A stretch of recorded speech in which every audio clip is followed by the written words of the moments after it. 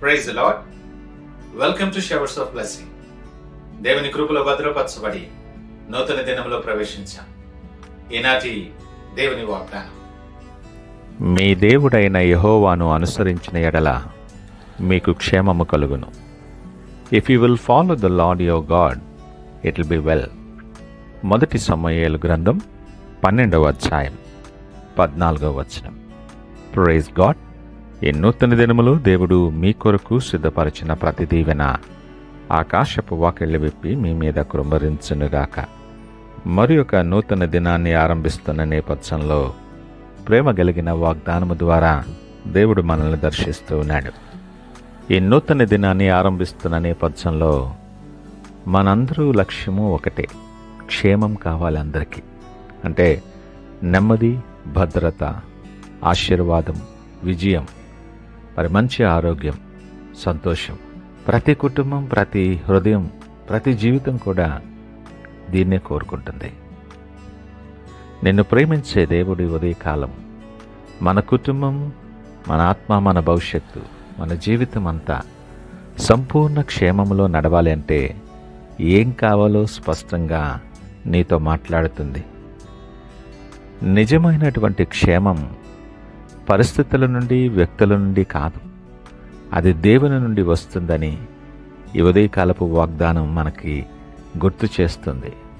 యెహోవాను అనుసరించిన ఎడల క్షేమం వస్తుందని మాట్లాడుతుంది.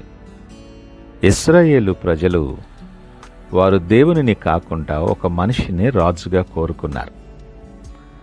అప్పుడు సమూయేలు వారికి వివరిస్తున్నాడు, మీరు రాజును పెట్టుకోవచ్చు, కానీ మీ క్షేమం రాజు మీద ఆధారపడదు.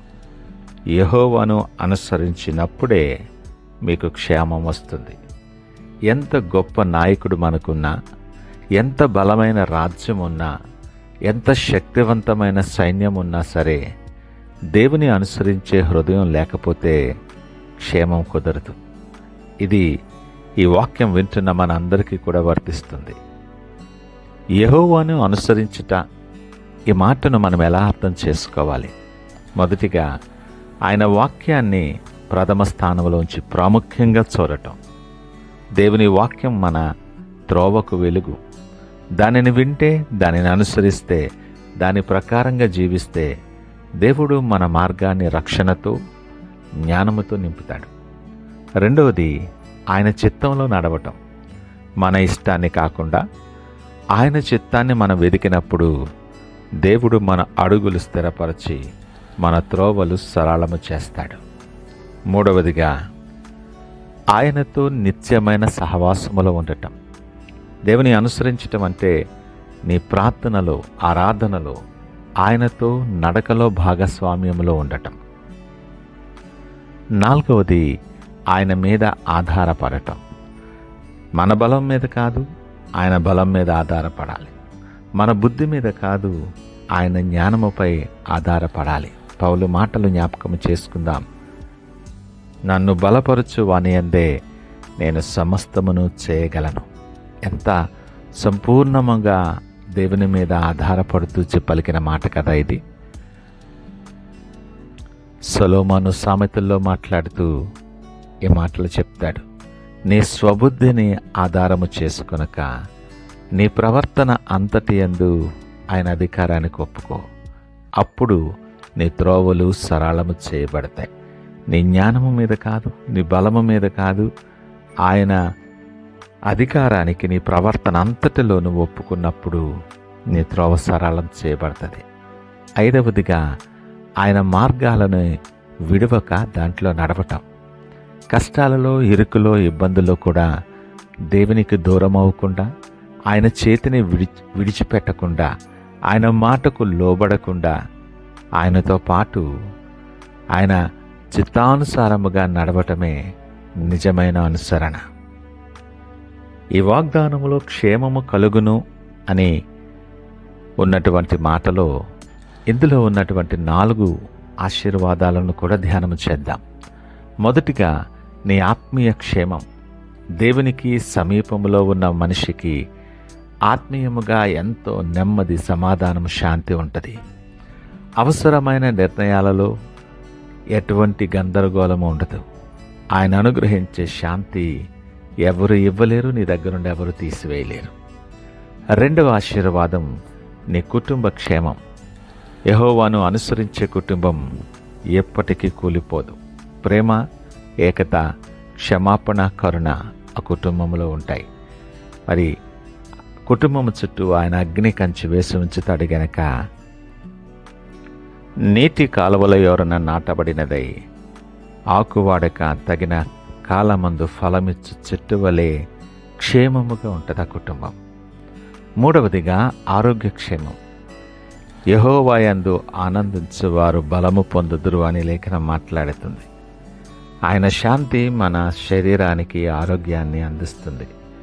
నువ్వు ఆయన యందు ఆనందించగలిగినప్పుడు ఆయన సంపూర్ణ స్వస్థతలో నిన్ను నిలవబెట్టి ఆనందముతో బలముతో నిన్ను నింపుతాడు.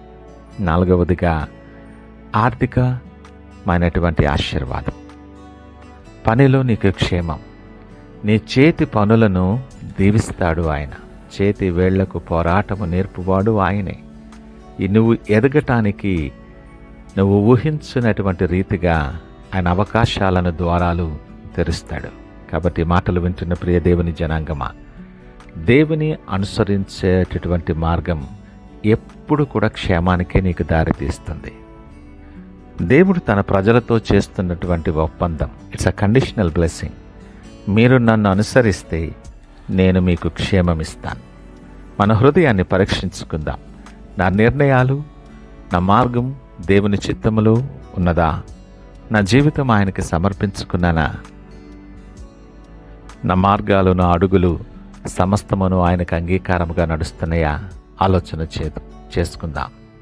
దేవునిని అనుసరించినప్పుడు మాత్రమే మన మార్గాలు, కుటుంబాలు, మన పని, మన భవిష్యత్తు అవన్నీ క్షేమంతో నిండుతాయి.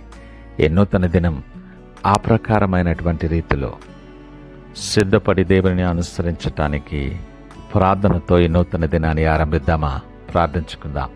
మహోన్నతుడు, నమ్మకమైన మా యేసయ్య స్తోత్రాలు. ఈ నూతన దినము నాతో మాతో మీరు సూటిగా మాట్లాడి మాకు క్షేమము కలిగే మార్గాన్ని మీరు బోధించినందుకు మీకు వందనాలు. ప్రభా, ఇదిగో మా చేతులు మీ చేతులకు అప్పగిస్తున్నాను. అయా, మిమ్మలను అనుసరించేటటువంటి మనస్సు మాకు అనుగ్రహించి మార్గాల మీద వెలుగు ప్రకాశింపచేసి ప్రభా, మీ చిత్తానుసారమైన మార్గములో మమ్మల్ని నడిపించండి. మిమ్మల్ని అనుసరించటానికే నా హృదయాన్ని నీ తట్టు తిప్పుకుంటున్నాను. నీ క్షేమము నా ఇంటిలో, కుటుంబంలో, నా జీవితంలో మీరు ప్రసరింపచేసి మీరే మహిమ, ఘనత, ప్రభావాలు పొందుకోమని, మీకు సాక్షిగా అనేక మందికి దీవెనకరముగా నిలవబెట్టుకోమని యేసు పరిశుద్ధ నామమున అడుగుచున్నాం తండ్రి. ఆమేన్. God bless you.